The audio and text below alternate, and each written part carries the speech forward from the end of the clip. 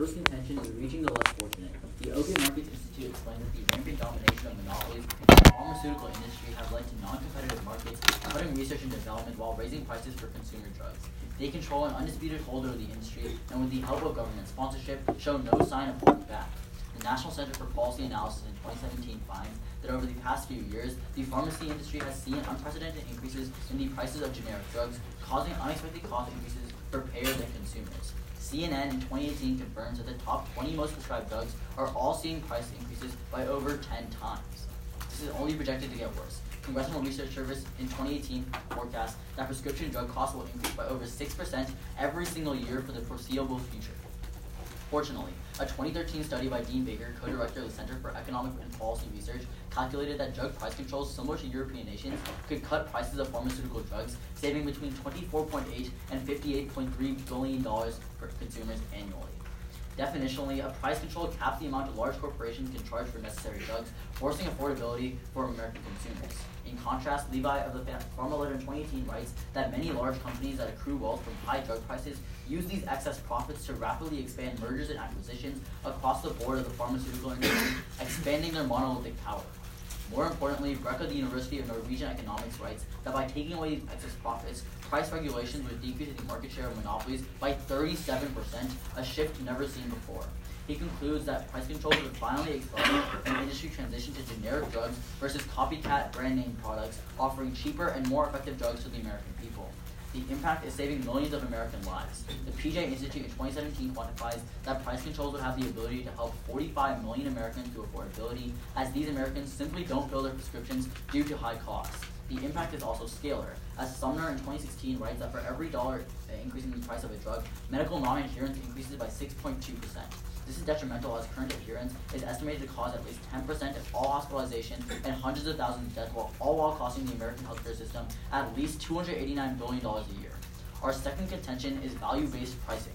Currently, the United States federal government is testing and planning to implement a value-based pricing process, a process that would reward the drugs that are needed the most by consumers. A value-based process differs from the simple price cap because it does not place the same generic ceiling on all drugs. Instead, more groundbreaking drugs get less price regulation, while generics that people require face more regulation. The Hogan Lovells Foundation found that the shift towards a value-based process has already begun, with the Deloitte Institution in 2012 finding that nearly all policymakers and government payers have aligned with the move towards value-based pricing. If that weren't enough, President Trump has outlined the policy in his new drug pricing plan. Policy is far more likely to be implemented because instead of harming the pharmaceutical industry, it just redirects attention in a far more beneficial direction.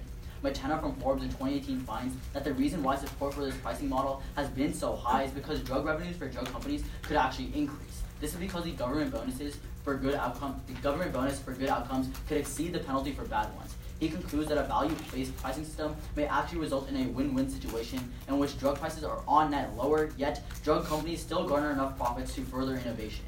The Independent in 2013 finds that currently big pharmaceutical companies have begun to focus on lifestyle drugs like hair loss and erectile dysfunction rather than growing concerns within today's society. Critically, affirming switches this trend as the PTV reports that pharmaceutical companies can maximize their benefits by directing resources and research efforts towards areas likely to achieve higher price or rewards. Remember that the drugs that receive the most rewards are those that have the most impact on patients' lives. As a result, O'Connor in 2013 finds that the value-based pricing system would put pressure on pharmaceutical companies to develop innovative drugs that have a visible impact on patients' lives. That's why the Hill in 2018 finds that the value-based prices are the key to biomedical innovation, a sector that has the opportunity to reduce hospital costs for everyone by $1.5 billion. Goldman and Brookings in 2018 confirms that just a single U.S. antiviral treatment helped save 21 million people from dying of HIV in Southern Africa. Thus, we affirm. Can we not have whispering in the room, please? Was that too fast or was that?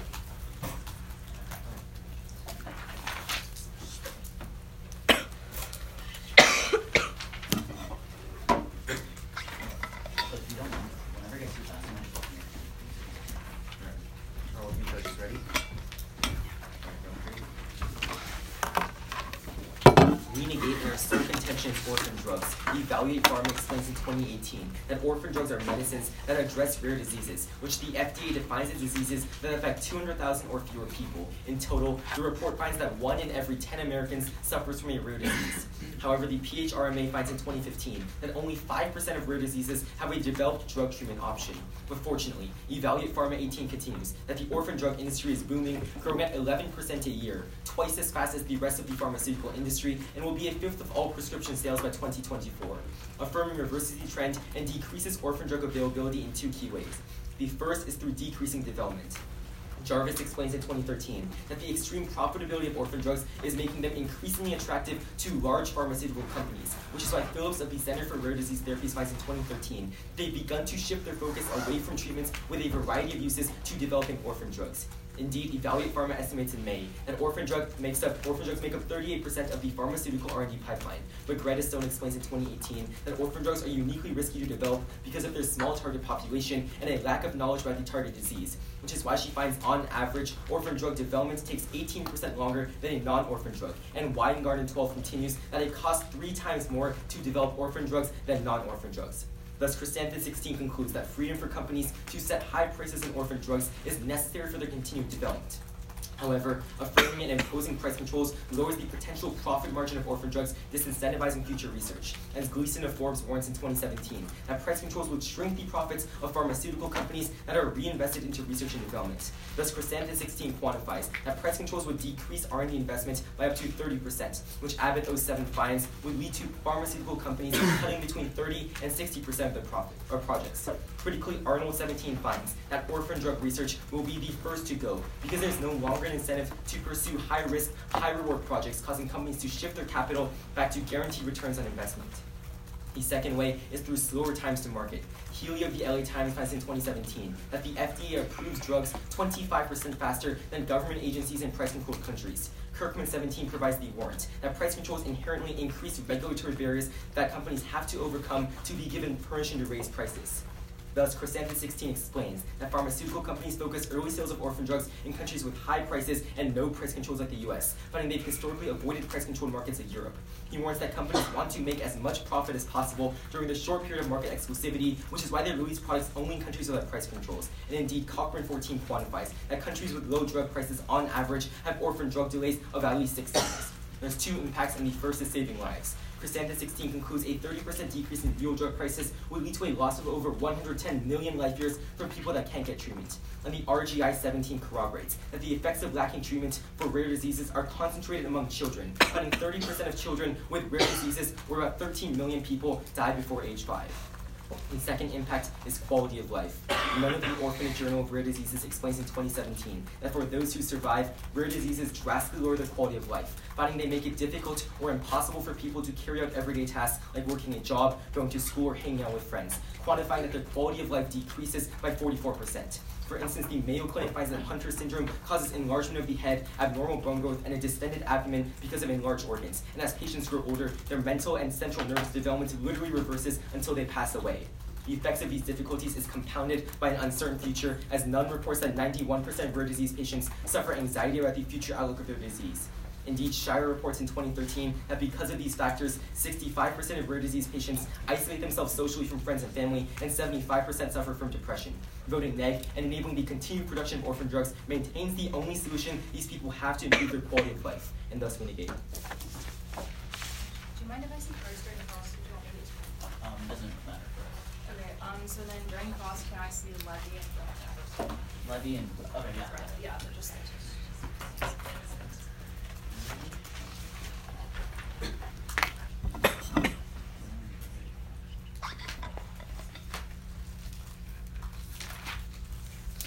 I'll show you the question first. Oh, wait, you wanted the motion process? yeah, I mean, Yeah, I'll just move it around. So you can scroll.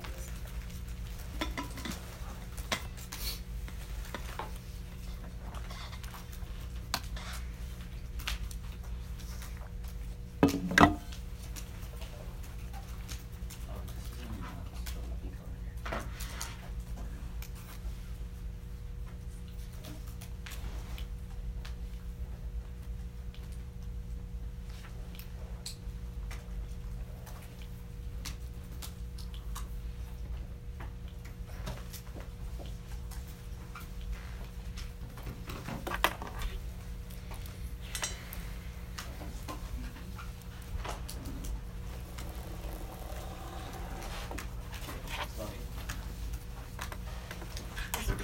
Oh wait, I'll just show you. Wait. Yeah.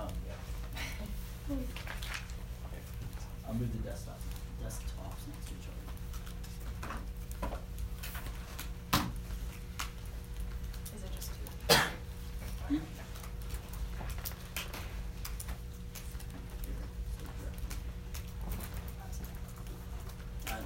I was like, let me.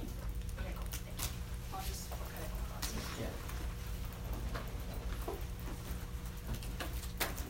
Ready? Yeah.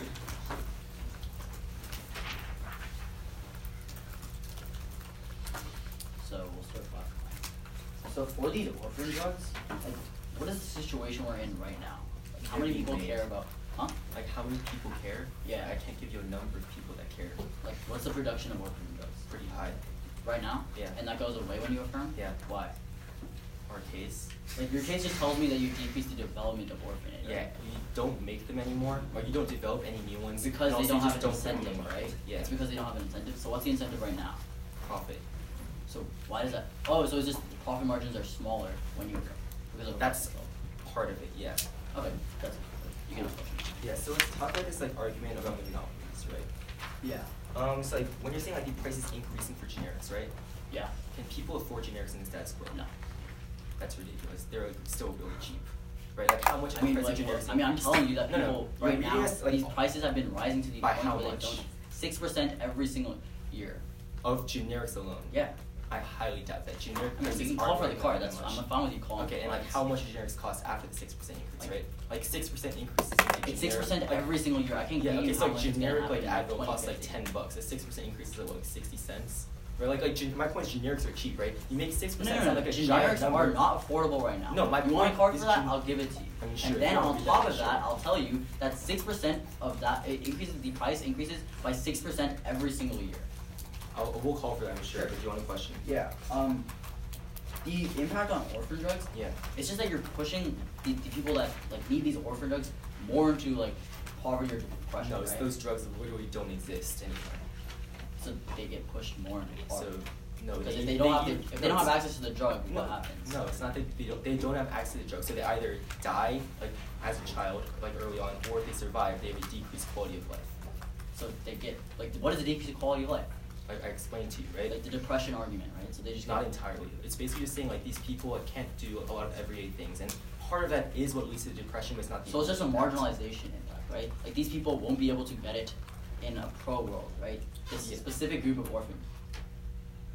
All these the 30 million people just won't be able to get it. Yeah. Sure. Yeah, you have a question. Yeah. So let's talk about value-based pricing, Yeah. right? So like, would orphan drugs be affected by value-based pricing? Like would they? Yeah, we would say that value-based pricing actually focuses on innovative drugs. Why? You say that. Yeah. you say Okay. it's So that's focused on like the drugs that entire help like top folks cal like in that's most people, yeah that's my right? entire advocacy. I'm telling you why value-based pricing is good, and the reason it is good is because value-based pricing puts fewer price Alright. controls on drugs that are actually innovative, So like these like orphan what drugs. countries have value-based pricing right now? India. And like Germany, right? Sure, I guess. Cool. So like, what happens in India? Like, what's the like situation? India of has orphan found drugs that in on India? net these value-based What's the pricing have been- situation of orphan drugs in India? Wait, what? What's you know, the you realize that the situation price of controls. orphan drugs in You realize India? that the You say description they're in and India. the Could you details. just answer my question. I'm getting there, right? The Okay. description and the details of price controls are different for countries, but they use the same system of a value-based Alright. pricing.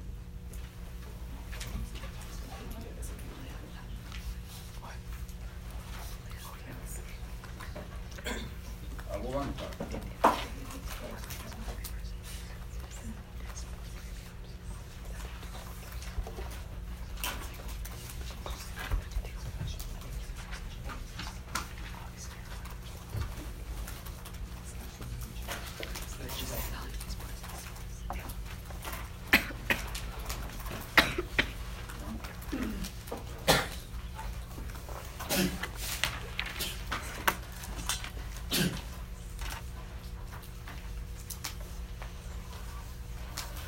Everyone's good? Just down to this.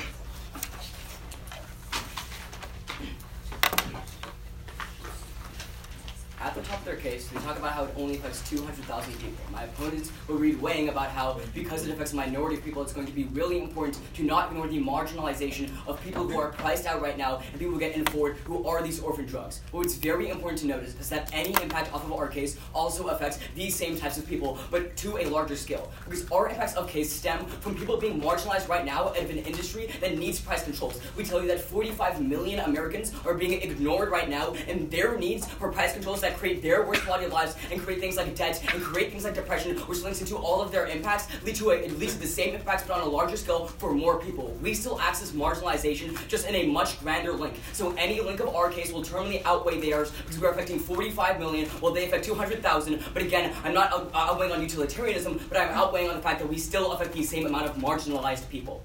But with that in mind, let's go on to the specifics of their case. Their first thing is about how profitability, and it's the thesis of their link story. Profitability makes it so that orphan drugs happen right now, and that goes out the door on day one. But what's very important is that this assumes that a price control is a simple price cap, which is very, very naive. Winning our contention to, which just proved that the most likely form of a price control inside the United States would be a VBP, or a variant price.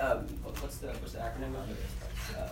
Value-based price is going to be incredibly important because what it does is it accounts for social responsibility, for health outcomes inside these drugs. What this means is that orphan drugs specifically would be isolated because they have, let's say, 100% cure rate, or they don't affect as many people and they get ignored. Those would give specific regulations and they would get traded off and they would get access to increase their prices in order to go toward them. Because the alternative, and the biggest point of VBPs, is that if there is no alternative, then that drug will receive the most priority in getting less regulations.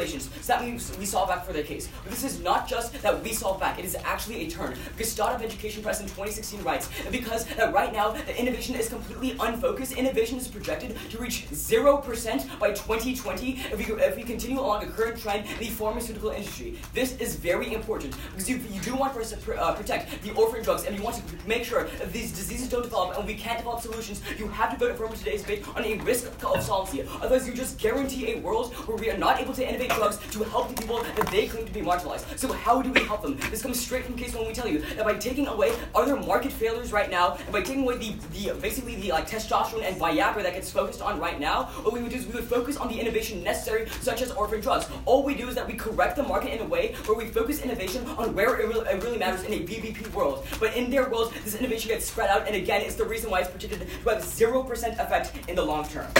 But let's go specifically on their second warning.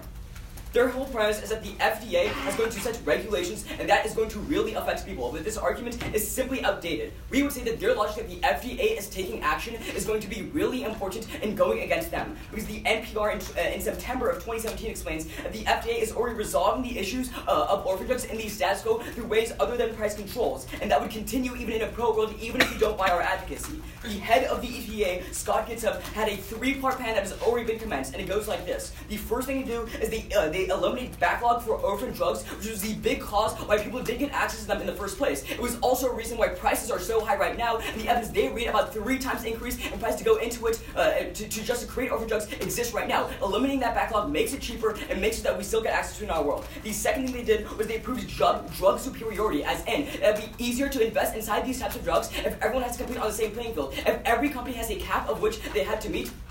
But very specifically, a drug superiority of orphan drugs would mean that it's way more lucrative to invest in it only in a price-controlled world. Again, this is already being implemented along with the price-control plan. The third and final thing is that it requires that proper pediatric studies can be conducted right now. What we've been telling you is that clinical trials are things that are way lacking for other sort of sectors. By solving back for that impact right now, we've been able to show that in both worlds, we're solving back for orphan drugs. Again, the real offense comes off of our case. Thank you.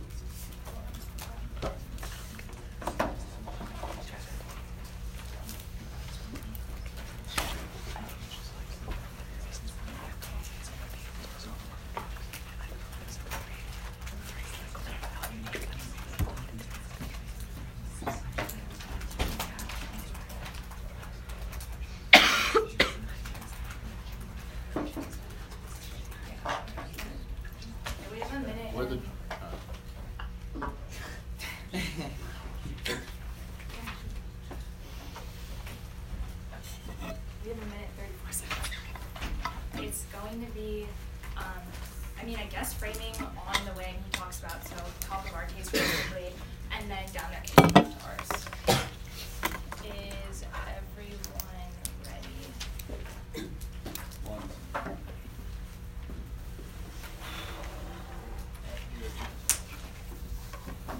note that the largest impact of price controls in this round occurs through our contention about orphan drugs. That's because the FDA finds in June that 90% of all prescriptions filled are for generic drugs. Indeed, Wang 14 finds that new people will choose to buy generics over brand name drugs when possible because they're cheaper and of similar quality. This means that traditional drug markets like the app advocates for won't actually be impacted, but we're only going to see the price control impacts on markets such as orphan drugs, which is our specific advocacy. But then Sean tells you we're going to go to Wang about marginalization. The problem is that he misses the nuance. What we're going to tell you is that it's not about helping marginalized people so much as it is including people that have never been included in the conversation before. That's really important because they say that they're solving back for these people that are marginalized because prescription drug prices are so low.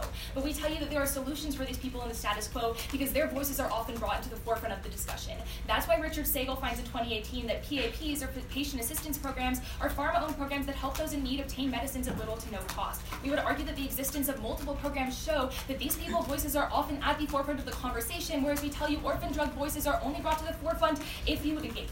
But then, on their first contention on mergers and acquisitions, a couple of problems on the link level is that one, Scott Atlas tells you this is all causal because as he writes in March of 2018, the lack of transparency in pricing is the main reason why they're able to vary so much in expensive pricing, finding that even within a single city alone within different stores, the prices varied up to 17-fold. But then, we would contend that prices aren't continuously increasing like they tell you. That's Miller of Reuters, who finds in July that many large pharmaceutical companies have stopped raising prices because of drugs. Don't let them tell you it's going to keep going up. But then on mergers specifically, I called for both of the link cards and neither of them say what they say it does. The first is the levy card. It says they might consider mergers when they believe that their rival fits their own personal philosophies. It doesn't say that mergers are going to happen in the status quo or that they are increasingly the only option. Then this Brecky card, it doesn't say that an increase in profit leads to mergers. It just says it leads to a shift in generics. Don't let them misconstrue the evidence. All the additional analysis they make is external. You can call for the cards. But then on the impact, this is going to be really important because it ties back to the overview where we tell you that there are alternatives for these sorts of people that are not able to afford them, including one, Sagel and 18, that tells you that there are PAPs that help them provide it. But then there are other directories like RX Assist that allow patients to find programs that are appropriate for their income and financial conditions. Most people are eligible for at least one program to help pay for some portion of the prescription prices, meaning that one, the impact is not as large as they say it is, and two, their voices are still being brought to the forefront of the conversation in our world. But then, on the second contention on value-based pricing, a couple of problems. And one, they try to tell you what's the most likely scenario. The problem is that Trump doesn't say he's going to value-based pricing. Trump says he's going to base prices based on what other international drug companies are pricing for them. The problem is that the only two countries that they name and cross that actually have value-based pricing are Germany and India. If he's looking to all of their markets, that doesn't mean that Trump's actually going to adopt a value-based pricing system himself. But then you can de-link because value-based pricing doesn't do anything much different than the free market because innovative drugs will always be the most expensive and they don't have generics. Essentially, under value-based pricing, the drugs that are unaffordable still get to price gouge. They don't access their impacts. So then, onto our case. The problem is that they go for this value-based pricing and analysis. The first problem is, one, they have to win. This is the most likely scenario, which we contend is not true. But two, the problem is that this completely ignores the nuance of our second warrant. That's because the only response that they place to our second warrant is FDA regulations. But Kirkman tells you that value-based pricing has so much more regulatory barriers in the world of price controls, meaning that it is still too slow of a time to market. That's when they're going to abandon these types of drugs. They try to say that value-based pricing solves, but it doesn't because it still has the regulatory hurdles. That means you can clean extend our second warrant. It's a very clear impact, and that's going to be the most important because the only thing that they bring in response to the impact is pediatric studies. We would say that there are many different rare diseases that don't just affect children as well. We could be looking to those. And at the end of the day, what the negative is going to tell you is that we need to bring voices that have not been brought to the forefront of public health conversations, and that's only going to happen in the neg world because these people have never had anyone advocating for them, and only in the status quo with high pricing do we see development of drugs that actually goes to help them. That is why you should be voting neg. Thank you.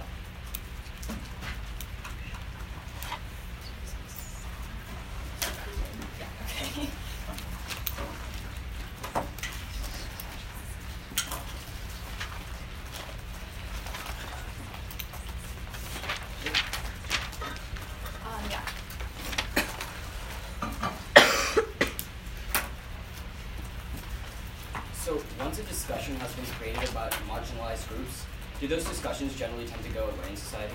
What do you mean? If I create discourse around a marginalized group, Well, we're not do they arguing generally about get creating forgotten? discourse. It's not an argument about creating discourse in round. It's an argument about how I only know. the status I'm not quo. talking about in round. I'm talking about I right would out contend policies. Discourse is a vague term, policy and discourse, all that, right? Okay, sure. My I would argument is that once we create that discourse, How often does that generally go away? I would contend that like depends on what the discourse is specifically about. Like we've had different like varied social movements over the years, and like some have had discourse that's stuck, others have had discourse that's been changed or completely ignored. I would say that you can't like group all of them together.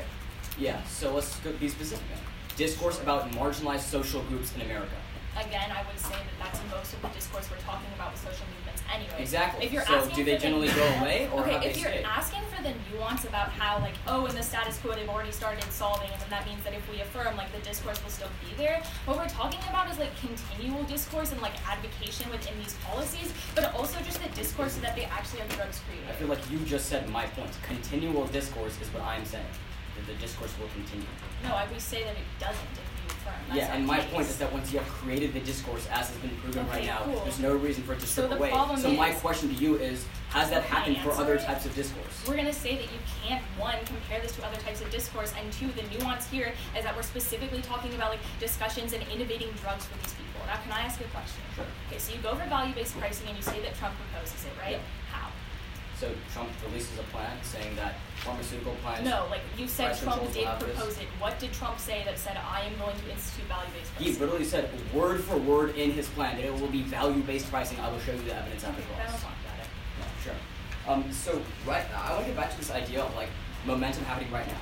If we prove that outside of like a price-based structure is the reason that reforms are happening, then we gain access to orphan controls.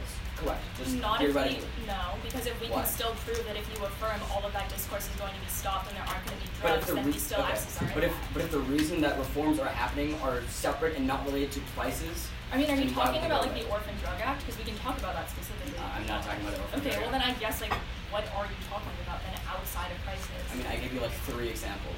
You give the What about- FDA regulation analysis. I give 3 different FDA regulations. Okay, you know what? We can, then we'll talk about it in a second. Can I ask you a question? No, but no, I just want to make It's sure my that turn to ask you a hypothetically, question. like if I got that outside of prices, I would win that argument. Right? No, because we would still contend that if you affirm, we still trigger our impact. If you affirm, that's my case. What? Yeah, if you affirm, you trigger our disad, Which is what? which is that like our entire case, they get lower quality of life, they're So shut you out of the responded conversation. to my question about your case by saying that your case is true.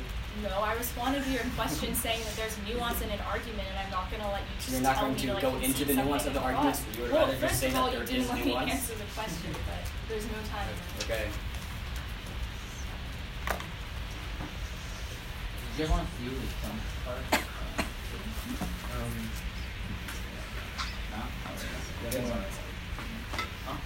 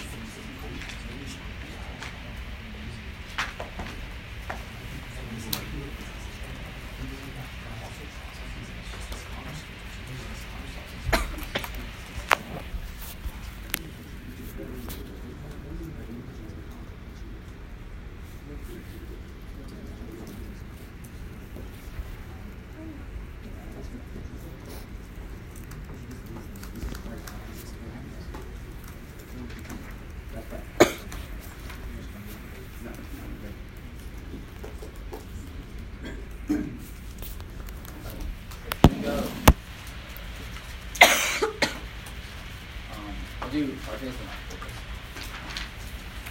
Actually, no. Staircase and Marcus.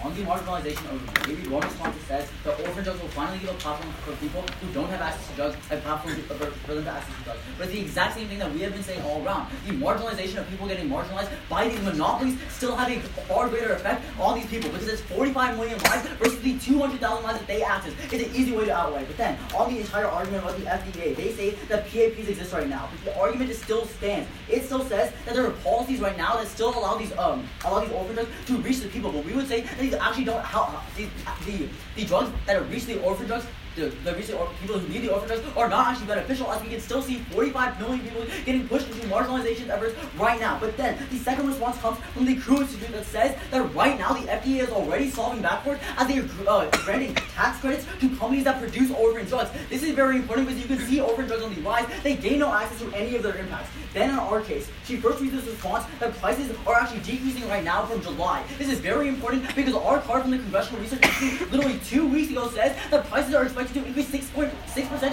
every single year until 2026. We would say you prefer this because it's more recent. But then she also reads two indexes to the Levi and Brecky card. You can literally call for the card. It's very explicit in saying the excess resources that these monopolies have are used to push marginalization efforts even higher. And the Brecky card that says that getting rid of these excess revenues by literally passing a price control would allow 37% a decrease in monopolies. That's very important because at the point where you decrease monopolies by 37%, you're saving these 45 million people who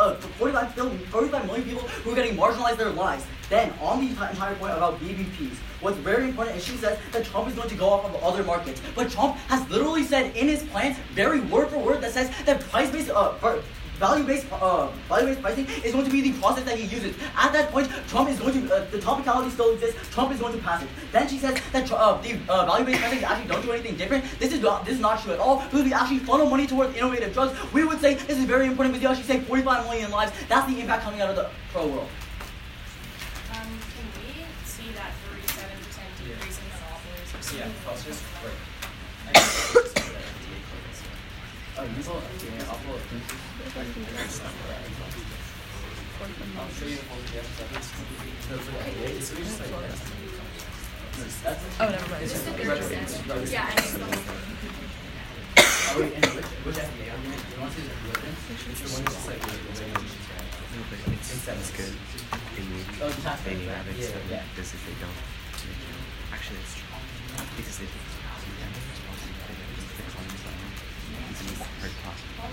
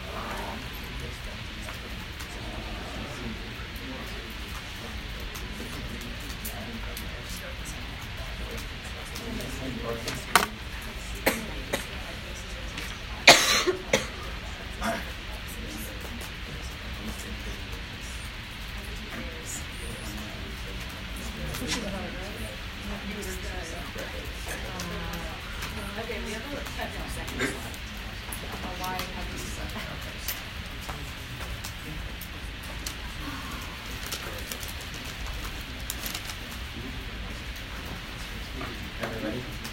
Yeah. Alright, the order will be briefly on their case, our case, me.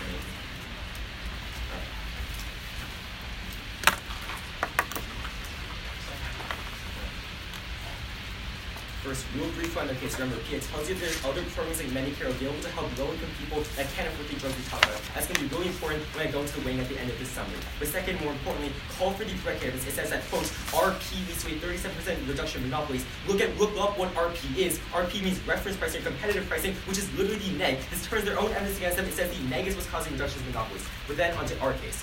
They missed the nuance of our second warrant. Their first response is FDA regulations are promoted in the status quo. That's fine. The problem is when they advocate for value-based pricing, which is the literal reason why these FDA regulations won't matter anymore and why the delays happen. Let's look to the two examples they tell you about VBPs. First is India, and second is Germany. In India, our Cochrane evidence is very specific to India and tells you that because of Indian VBP, the delays of orphan drugs are at least 6 years. This is the reason why delays are happening in that country. You can see empirically in the past, value-based pricing has decreased availability of orphan drugs. The second, on Germany. Kirkman 17, who's never responded to, tells you that the value-based pricing in Germany means there's so many regulatory hoops to jump through to get any of the tax credits they talk about that companies just don't bother, right? They wait for their market exclusivity period to go away, and then they can just avoid those hoops altogether and sell in Germany later. That's really important when we're telling you that their own advocacy of value-based pricing is quite possibly literally the worst form of price control because it's the literal reason why these delays are so large in the status quo. That's really important when they don't respond to the impact from none who tells you that people with rare diseases have 44% decreased quality of life and 75% suffer from depression.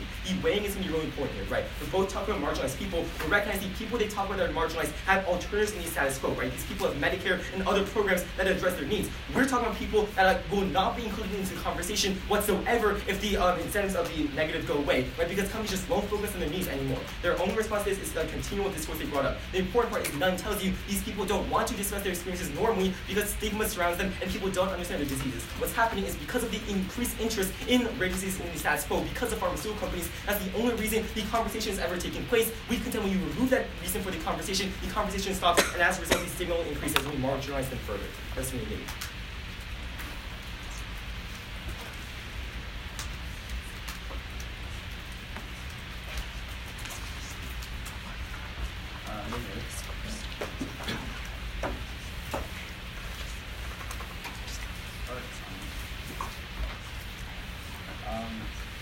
You guys read this response about I don't have Sure. So let's talk about the quantification for the mergers and acquisitions analysis you extend, right? So the study says RP, which is reference pricing, right? What is reference pricing? Reference pricing is a price control policy. Well, then why, if you look it up, does it say reference pricing, also known as competitive pricing, where you try to outprice your Googled reference pricing. There's a ton of literature on this topic. Okay, so reference pricing. Because I didn't know what RP was in this study you provide. I feel literally runs reference pricing as a form of price control. I mean, again, okay, I would just explain contend what that if reference you could just pricing provide is, a piece of what reference pricing is that if there's a specific specific thing that a drug company the analysis argue that I should have known what an argument was before the round doesn't actually mean that I'm wrong. Wait, Can you just saying that give you didn't know. It's fine that that? you don't know about it, but it's the Okay, facts so and again, at the same time, reality. can you just you haven't provided a single piece of evidence. This study doesn't even say that reference pricing is price controls. The study literally was about price controls of reference pricing, and also the definition of reference pricing is that is a type of price control on the pharmaceutical. No, the reference literally market is is a competitive cluster pricing. of companies. Okay, I mean, Like what? Okay, this is going lower. Do you want a question? No, you can have a question.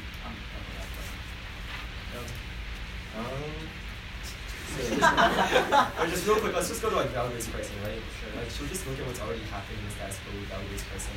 Can we just look at improvements in price control? Just in general, around the world. We would say that different price control policy in the United States is different than what happens in India. Alright, sure. wait, but then that means we can't analyze price controls at all if you're just gonna say that other countries don't count as You can analyze price controls in context of U.S. policy happening right now. Yeah, and then okay. Sure. And so if whatever team does that the best will win round. Oh no, I think it's Even grab it if you want. do that.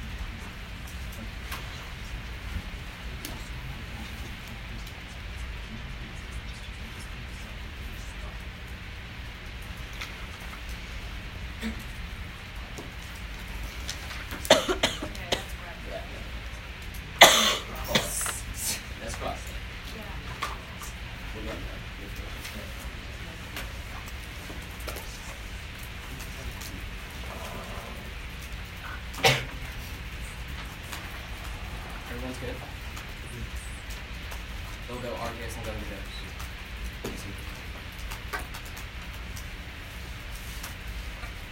On our case, they can see the uniqueness that prices are on an upward trend right now and show no sign of stopping. At that point, you can literally just vote on the evidence that price controls definitionally, at least at a cap to the maximum that it can go. It means we gain access to at least some of these 45 million marginalized people right now not being solved back for, and some of their affordability being solved for in the long term. We have some risk of offense, we have some concrete offense on this contention. But with that in mind, the real place for voting is on VBPs, value-based pricing, which is very important in today's round. There's a couple of things that become really important. One, they can see the uniqueness as the most likely interpretation, so it's guaranteed going to happen. There are only arguments coming out of summary that are twofold. That one, it's not working in India, and two, it's not working in Germany, because it's been decreasing quality of life. But again, all of this goes to respond to in the rebuttal and summary. The defense is clean. One from NPR saying that there are qualms that in India there are huge backlogs right now, and that led to it being low. NPR says that we've already solved the backlogs right now. FDA policy is doing it right now. Then in Germany, they say that specific reasons is that high regulatory costs happen right now. And we hear from the Crew Institute, which is read in summary and dropped in second summary, that these sort of regulations have been stripped away.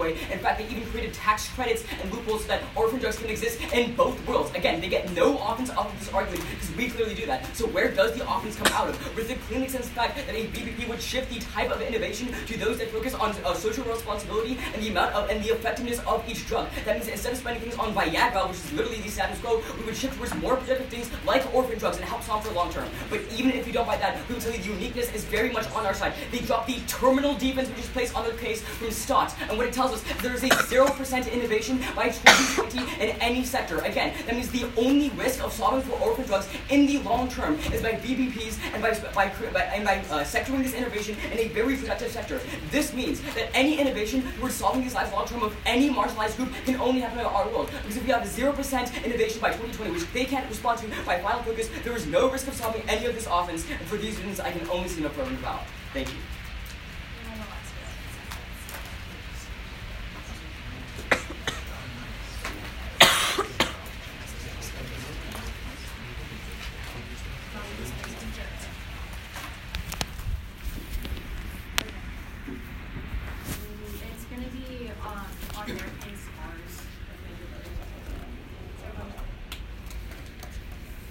Start on their case. They just try to go for straight impact of lives, but the problem is that we're weighing this round in terms of like marginalization and creating discussion. But they never respond to the fact that we tell you there are programs like PAPs and income-based subsidy programs that exist in the status quo that allow these people to get dressed for low income, meaning one, they're not as marginalized in the same way that orphan drug people are too, but this is going to be incredible mitigatory on any sort of like the lives impacts that they generate because they never respond to this analysis. You can clean extend it from rebuttal onwards. That's going to be a really clear place to like dealing most of their impacts. But then note that they drop mergers so that the only thing that leaves is value-based pricing. That's great because Ben has a lot of time in summary where he tells you that this concedes the link into our entire case. That's because the only response that Deshaun makes is that like the FDA solves for like these two problems of like Germany and India. But the problem is that we post-date because we tell you the FDA regulations haven't worked because we are from late 2017, meaning we're more relevant. That's why we find that with price controls in place, VBP is what actually makes the FDA regulations to be invalid because one, we find in India that there are delays of 6 years regardless of whether or not we like slow down the backlogs because they have to go through so many other regulatory processes that they're just going to like turn away to other sort of like safer drug alternatives. But then in Germany, they try to tell you that we have tax credits, but we tell you that in the German system with value-based pricing,